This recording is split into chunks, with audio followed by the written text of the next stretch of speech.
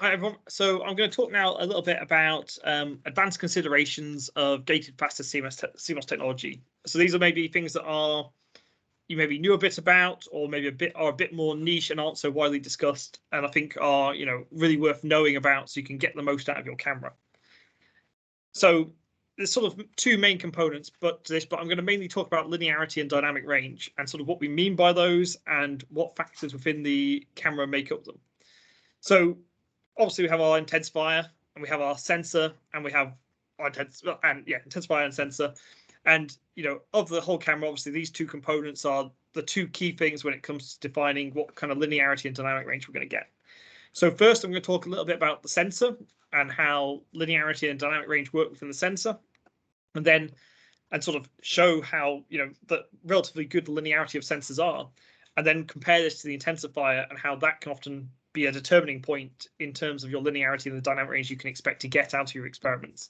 And obviously, as you may recall, the intensifier, we've got various different facets of it, which can each have an impact on these various aspects of the camera. So first, understanding linearity and dynamic range within sensors. So, how do we define linearity? I mean, linearity is generally the ability of a camera or sensor to have and it's hard to define linearity without using the word linear, but it's the ability of a camera or sensor to have a linear response to changes in light fluence. So such as, the digital output. So the digital output of the camera matches the changes in light fluence going in the front end. And so, for instance, if we have double the amount of photons suddenly hitting our camera, we expect to see double the number of photons that are read out digitally. And that's effectively what linearity is actually having a good correlation between changes in the photons going in the front of the camera and the number of photons we're reading out at the other end. And typically, or how we look at a camera's linearity and how we measure it is we'll have a constant sort of steady source of photons, and then we will just measure the signal at different exposure times and see how that signal changes over time. And if it's linear, you should get a nice straight curve, like straight line like this. And if it's not linear, then you will get various changes in this curve. And you can see at the top this leveling off. That's because at that point in time, this particular camera as well was saturated, so obviously it's not linear beyond that point. And part of also how we assess this is we look at a thing called the photon transfer curve. And this then gives us other indications of things such as noise floor, well depth, and the number of photons we're getting per count. And it can be used as a tool to look at particular changes in variance that can be indicative of a difference in linearity, but it's not strictly used for measuring linearity. We typically take one of these signal to exposure curves to then look at just how linear our camera is. So in terms of sensor types, how does an sCMOS versus a CCD sensor compare in its linearity? Well, they're sort of both the same thing in many ways, in the sense that with an sCMOS you have a miniaturized CCD sort of read out everything, miniaturized the individual pixels, etc. But if you look at a CCD, you have this array of photodiodes. You're reading out one pixel at a time, and what this does, and it can be quite beneficial, is the fact that because you're reading all the pixels out of, say, one register at a time for the same electronics and readout register, you can actually get 99% linearity, and you don't need any additional linearity correction. With sCMOS, it's slightly different because you've got this array of photodiodes with amplifiers. And what this actually means you can do is you can actually then do a greater number of corrections to each individual pixel, so that you can then correct for the pixel-to-pixel variation. And this then means you can achieve up to 99.9% linearity. And both these are very good linearities. And I think my take-home message here is really actually that sensors are very good at being linear. And on the other side of this is dynamic range, and how do we define dynamic range? So if you search for this, dynamic range is basically the contrast ratio between the darkest and the brightest color tones that your camera can acquire in a single image. So effectively, it's the number of gray levels you have access to. And we typically define dynamic range by the pixel well depth divided by the detection limit. And typically the detection limit tends to be the read noise floor, so the electronic read noise. And it's important to have a good amount of dynamic range, because then you can capture more different levels of intensity within your single image. So if you only had 16 levels of dynamic range, you'd have quite a blocky kind of image, versus say higher numbers, 256 or thousands. It depends, obviously what you're doing. And so I thought maybe it'd just be interesting to sort of talk about how we actually construct the dynamic range within a camera, and sort of maybe to understand where that comes from. Because when you say have an sCMOS sensor, you actually have two amplifiers that go out. You have a low gain and a high gain amplifier, and they're both 11 bits. So what we have is we set one to be the high gain amplifier, and what happens then is there's a threshold of the photoelectron of the currents coming out of the pixel, and above this selection threshold you would choose to use the low gain amplifier, and below this selection threshold you use the high gain amplifier. And using so it's basically a selection process. So we actually piece these two amplifiers together. So up to the high gain amplifier, you might have, say, 2,000 counts. And the reason we do this is in the high gain amplifier, the read noise is really low, whereas in the low gain amplifier, it's slightly higher. But the point is, when you have a low signal, it's more important you have a low read noise. Whereas when you have a high signal, it's more important that you're able to accept the high number of counts you're getting. So we then, through some multiplication and electronics, actually then piece these two amplifiers together such that you then use the high gain amplifier up to a certain point, and then the low gain amplifier beyond another point, then give you up to 16-bit saturation. But bearing in mind that, if you have the sCMOS sensors, they typically have, say, 30 to 40,000 electrons in the wall anyway, so maybe you wouldn't ever get to necessarily to 16-bit. But the point is, this gives you a continuous range of extended dynamic range all the way up to here. That means you actually get the best of both worlds. You get a low readout noise at the lower end of the spectrum, but then you're able to actually make the most of your well depth of your camera by getting all the way up to 16-bit dynamic range. And this kind of brings me on to one feature that I think is worth talking about that we have in sCMOS sensors is, when you say you have a single pixel and maybe alone it has 16-bit well depth, but if you bin pixels together, you're then going to need more well depth to accommodate that within the image and within the pixel. So what you can do on an sCMOS camera is you can actually then turn this into up to a 32-bit image to then make sure that, say, you've saturated or pretty much saturated both your pixels, you can then bin them together and not oversaturate the data that you're then outputting down the line. And you can do this without any loss of speed. So we don't cut off at 16-bit images when we bin together. We actually then go up to as high as 32-bit for binning. And I've just got some examples that sort of show that. But it means that you can take a one-shot image that has a higher than 16-bit dynamic range. So we set up a bit of an experiment just to sort of demonstrate this. So we took one of these USA USAF targets, and we set it to a signal where per non-bin pixel you're at about 39,000 counts. And bear in mind at like 16-bit you max out, I think, about 65,000 counts. So if you then bin this together, say 2 by 2, you would oversaturate the pixel. So we demonstrated that if you say you bin it 4 by 4, in a standard mode in 16-bit you would be oversaturating your pixels. But because you can extend the bit depth mode, you can then actually, capture all this in one image, and you get no loss of frame rate. And you can then take this to extremes. You could do 8 by 8 binning if you wanted. Obviously, your resolution suffered a little bit, but you then avoid oversaturation. And I think this is just an interesting mode to just be aware of. So if you maybe haven't ticked the box, or it comes up as a top issue if you're binning and you're not sure what's going on, it's just worth knowing that this is a mode that's on the sCMOS camera, iStar sCMOS, and is a feature you can use. So this is maybe all I want to say on sensors. In a second, I'll talk about intensifiers, but the takeaway points really are that sensors are actually extremely linear across the whole range of well depths. So from low signal to high signal, the linearity is really good. sCMOS cameras may be slightly more linear than CCDs, and also the fact that with your sCMOS camera, you can extend this dynamic range for binned images. And just so you're well aware of this, and this can be ideal for things such as spectroscopy, or if you're doing some kind of ratiometric measurements.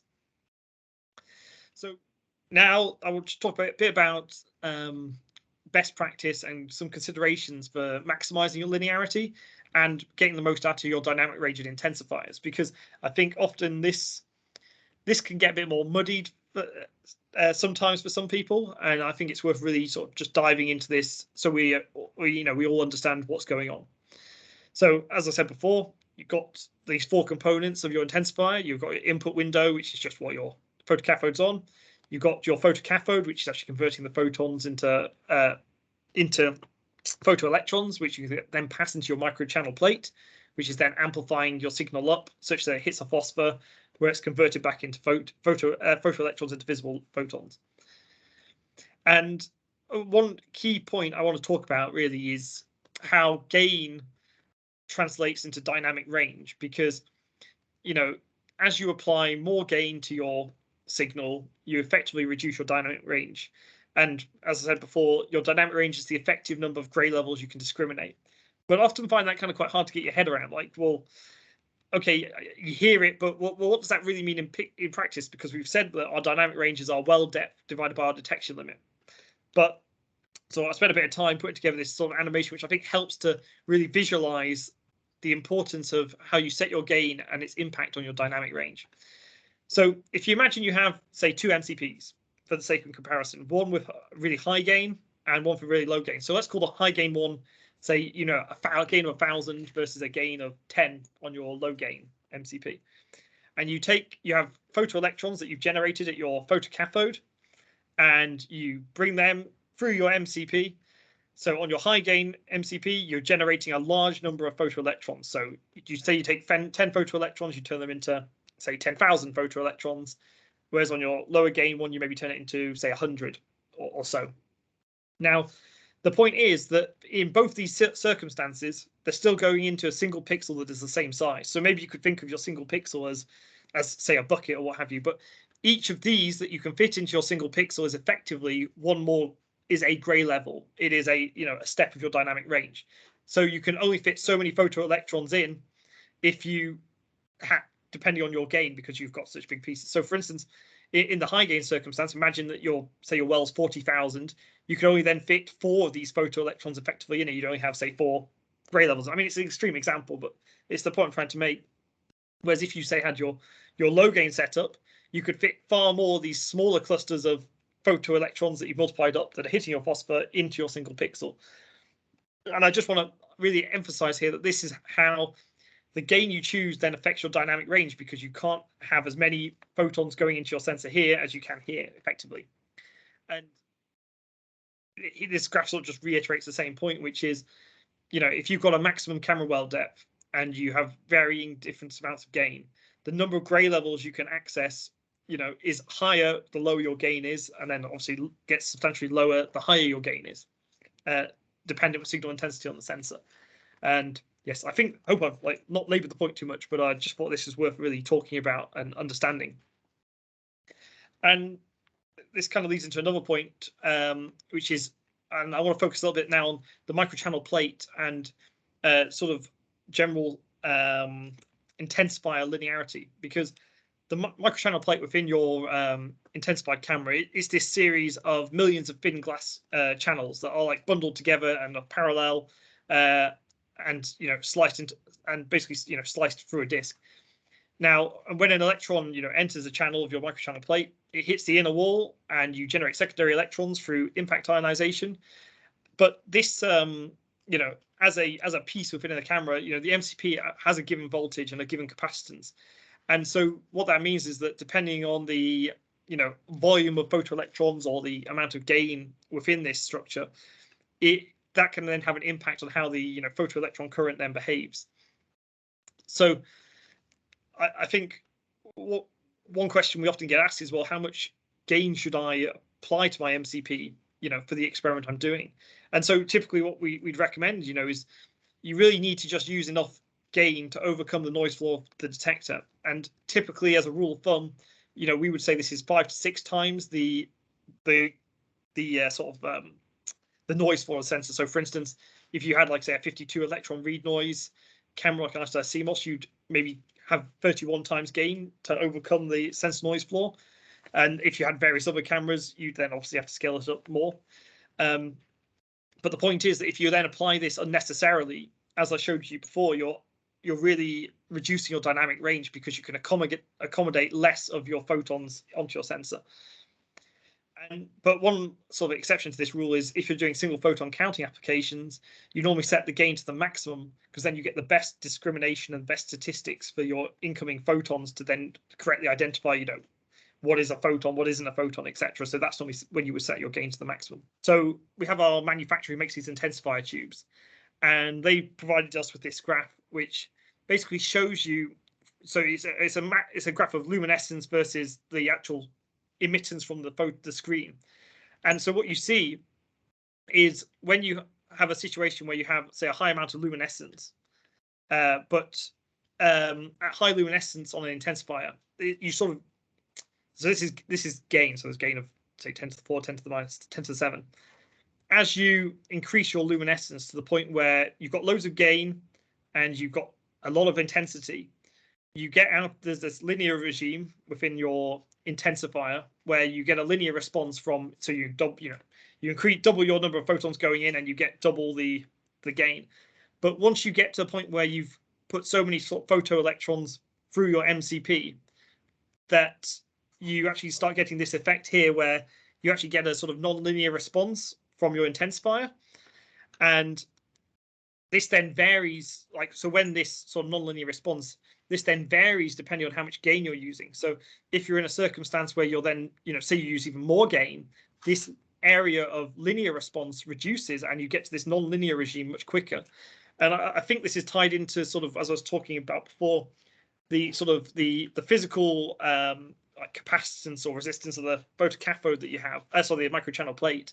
It is, you get to a point where you've got so many photoelectrons going through it that, or you're amplifying so many photoelectrons that you sort of start to sort of what's the word, saturate it, or has some kind of internal effect where you start getting this non-linear response once you've got so much gain or so many photoelectrons going through it per luminescence. So from, like, so if you were working in a typical sort of low gain scenario, from this sort of data that we've got from our intensifier manufacturer, we would expect that, you could say you're at a gain of 10 to the 4 here, for instance. You could have all 65,000 16 bits of your sensor, though not that you necessarily have that much on your sensor. You would have like all that working within this linear regime. Just see if I have I don't have it yet, but so I think in your case, Neil, and we'll talk about it later because I think we're talking later this week or something.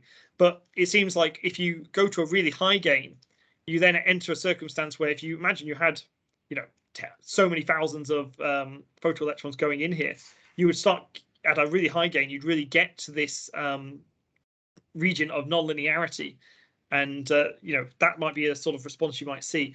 And I'll talk about that maybe in a slide or two as well, just in regard to different phosphors as well. But I think what we would say, though, is, as best practice would be, if you try and keep your gain as low as you can to get over the read noise floor, then that means that you're going to better access the sort of linear response regime of the microchannel plate. But if you take your gain too high, you're going to quite quickly, without too many photons or photoelectrons going in, get to the point where you're entering this sort of non-linear regime. So when you have a sort of a P46 phosphor, this can be a problem, because with a P46 phosphor, you have 1/3 of the efficiency. So in terms of the photoelectrons that you have going through your MCP, you're only turning 1/3. You have 1/3 less efficiency than you have with a P46. And when we calibrate our cameras, for instance, for like a P46 phosphor, we still calibrate it such that a gain of 10 is 10 times more luminance on the sensor for like a P46 as opposed to, say, a P43. So on the surface, it looks like the same gain's being applied to get the same intensity out, but it's actually still 3 times more. So you can maybe find yourself in that sort of high gain regime where you're getting this non-linear sort of performance. So that's just something to be aware of and something to think about. And additionally, one other consideration I think is worth taking into account, though, is we quote the average resolution performance of our image intensifiers, but often what you find with image intensifiers is actually they tend to perform better than the average resolution in terms of what you can achieve with the pixels. So sometimes, though you say, oh well, there's no benefit from going lower than 2x2 binning, you can find that sometimes if you go to 1x1 binning, you actually get better resolution, and that's just something to bear in mind and worth trying out for each person's individual camera to see, actually, do you have slightly better resolution than, on paper, and it might be just worth investigating. In terms of other sort of additional considerations, I just wanted to mention, we do know that phosphors do have a saturation level, but typically this is so much above the sensor's saturation level that it's rarely ends up being a consideration.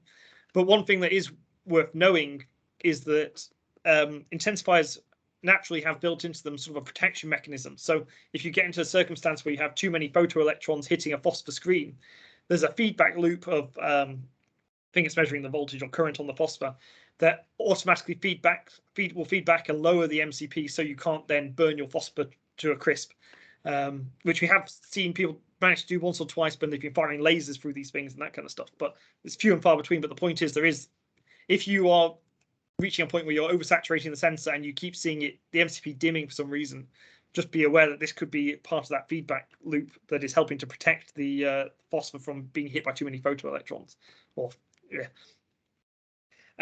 So it's just worth bearing in mind if you're dealing with a bright signal in a high gain sort of circumstance.